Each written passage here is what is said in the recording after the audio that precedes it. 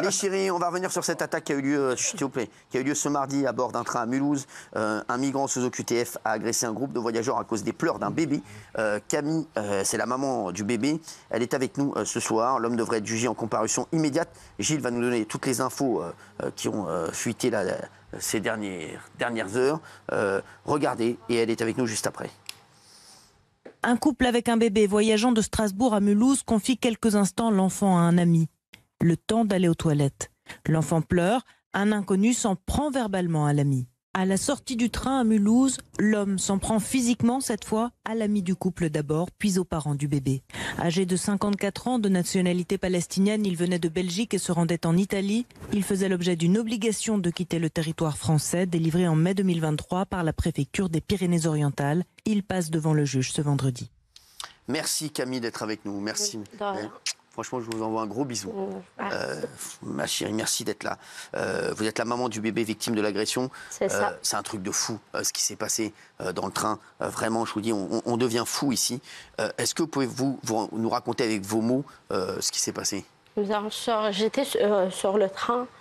On était posés, moi, mon mari, mon fils qui a 6 mois, Ryan. D'accord. Et notre ami Samir, celui qui a été Monsieur Arlonu, je pense fort à Samir. Et vraiment, lui, oui.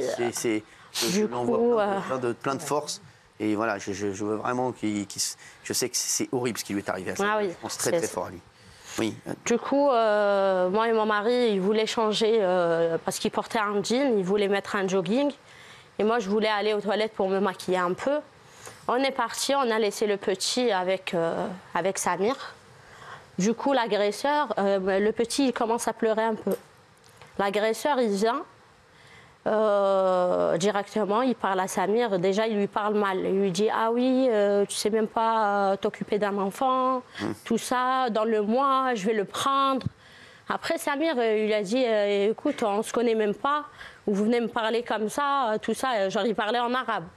Après, le monsieur, il a commencé à insulter Samir. Il a commencé à lui dire des gros mots, tout ça, tout ça. Samir, il lui a dit écoute, monsieur, barre-toi, comme t'as pas mon âge, je vais pas t'insulter, parce qu'on n'a pas le même âge. Du coup, mon mari, il part, genre, il s'est changé. Moi, je suis restée toujours aux toilettes. Je savais même pas ce qui s'est passé. Mon mari, il part, il trouve Samir avec le monsieur en train de se disputer, tout ça. Il a parlé avec le monsieur, il lui a dit monsieur, vous voulez quoi? Déjà, il a parlé aussi mal avec mon mari. Après, mon mari lui a dit vous pouviez partir, tout ça, tout ça. Il a arrêté la dispute. Le monsieur, il part. On ne le voit même pas, il n'était même pas assis à côté de nous. Après, il revient, mon mari, aux toilettes. Il me dit viens, Ryan, il pleure. Il m'a dit en plus, il y a un monsieur qui s'est disputé avec Samir et tout ça. Genre, je pars, je reprends ma place. Je porte Ryan sur moi. Après, Samir, il commence à m'expliquer. Je lui dis, il a quoi ce monsieur? Il m'a dit, je comprends rien. Il vient, il m'a agressé direct. Il veut prendre l'enfant. Il me dit, donne-le-moi, je vais le prendre, tout ça. Après, je dis, est-ce qu'il est malade, tout ça? Il m'a dit, non, il a l'air normal. Bon, bref, après, normal. Genre, on a continué à discuter tranquillement entre nous, tout ça. Sure. Quand le train s'arrête à Mulhouse, mon mari prend la valise, il a pris le sac, il a laissé quelques affaires. Moi, j'ai commencé à mettre le petit à la poussette. Samir, il était avec moi. Mon mari, il est sorti, c'est lui qui est sorti le premier. Après, Samir, dès qu'il marche Samir, moi, je suis derrière lui avec la poussette. Et là, l'agresseur, il a tenté Samir. Dès que la porte, elle s'est ouverte, directement, il est venu, il a mis le couteau par derrière sur le cou. Il l'a égorgé direct. Direct, comme ça, sans pitié, sans rien. Moi, j'ai commencé à crier, je commençais à dire « Arrête, monsieur, pourquoi tu fais ça ?» Et Samir, il n'a pas constaté qu'il a été blessé. Il avait plein de sang et tout. Après, Samir, il voulait lui enlever le couteau. Moi aussi, j'ai essayé de l'aider. Vous avez été blessé? Ouais, j'étais blessée. On a réussi à le mettre à genoux, les deux. Genre, on a essayé à le tirer par la veste. Et mon mari, il est venu parce qu'il ne savait pas, il était dehors, il ne savait pas ce qui s'est passé. Quand il est rentré, il a vu, il voulait l'attraper par derrière. Le monsieur, il s'est levé Il voulait donner un coup à mon mari. Il est ressorti par la porte. Après, il a commencé à donner des coups à Samir. Il a pris un coup sur l'œil, des coups ici. Vous voyez le... Après, il voulait me donner un coup à moi. Je l'ai eu sur la main. Moi, j'ai eu grave peur. Je me suis dit, c'est fini pour nous. Parce qu'il n'y avait personne. Il n'y avait que moi, Samir et l'agresseur. Votre mari, il a fait quoi à ce moment-là? Il est sorti, il n'est pas revenu. Quand il a vu comme ça, il a été choqué. Ouais. Du coup, Samir, il est monté sur la chaise. Le monsieur, il a continué à donner des coups. Après, Samir, il a réussi à sortir par derrière. Il y avait une porte. Et moi, je suis restée, que moi et le petit, et l'agresseur. Moi, je suis restée comme ça, je pouvais même pas bouger, je pouvais même pas parler. Je croyais que... Je me suis dit, c'est fini pour nous. Après, l'agresseur, il a fait quoi? Il a fermé le couteau.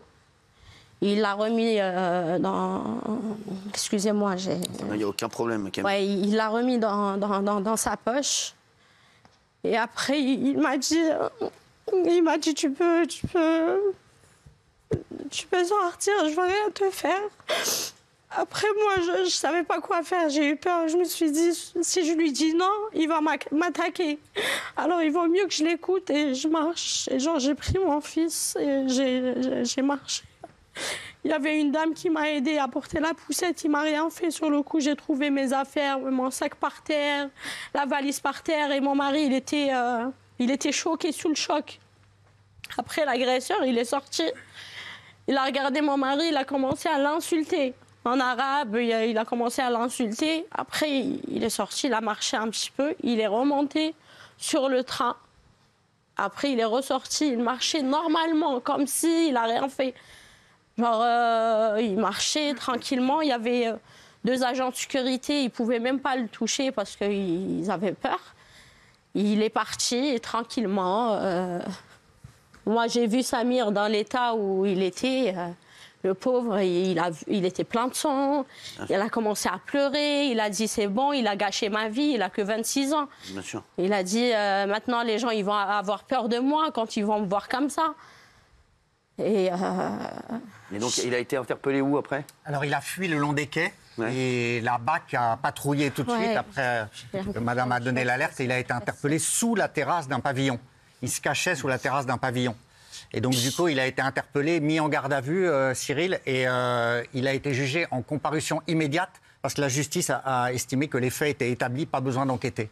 Donc, son profil, c'est un Palestinien de 54 ans qui était sous OQTF depuis mai 2023, délivré dans les Pyrénées-Orientales. Il n'a pas d'antécédent judiciaire en France, mais il a déjà été condamné pour d'autres faits que l'on ne connaît pas en Grèce. Donc il a été jugé aujourd'hui, la justice a été très vite, et le procureur a défini un profil très inquiétant et a parlé d'une agression gratuite. Et la défense de l'homme est surréaliste. Il a dit « j'ai eu peur ». Je me suis senti agressé, j'ai vu une bombe lacrymogène, ce qui est faux, puisqu'à l'audience, il a été démontré qu'il n'y avait pas de bombe lacrymogène. Voilà. Alors, il a été jugé pour violence avec arme, il risquait 7 ans de prison. Il a été condamné, là, à l'instant, à 4 ans de prison ferme. 4 ans de prison ferme. Alors, évidemment... Pas comme un fou, j'aurais mis plus. Moi aussi, parce que le problème, c'est que ça a été requalifié. On parlait de tentative de meurtre, c'est le cas. Il a voulu tuer quelqu'un. Il disait en arabe, Nokotlek, genre en arabe, je te tue. Nokotlek, c'est ça ce qu'il disait. Il a été condamné à 4 ans, voilà, violence avec arme. Il risquait 7, il a pris 4 ans et 5 ans d'interdiction de port d'armes. Voilà. Alors honnêtement, je trouve que la peine, 4 ans, ça ne correspond pas aux actes. Elle est légère. Elle est légère. Ouais. Elle est légère parce que pour moi c'est tentative d'homicide. Exactement, mais moi aussi. Ah oui, voilà. Bah oui. Ah, c'est ça. Et son avocate a plaidé le drame de l'alcoolisme et de la confusion mentale. Le drame de l'alcoolisme, on en entend parler. Vous voyez ou pas, ça c'est des mecs comme ça, voilà.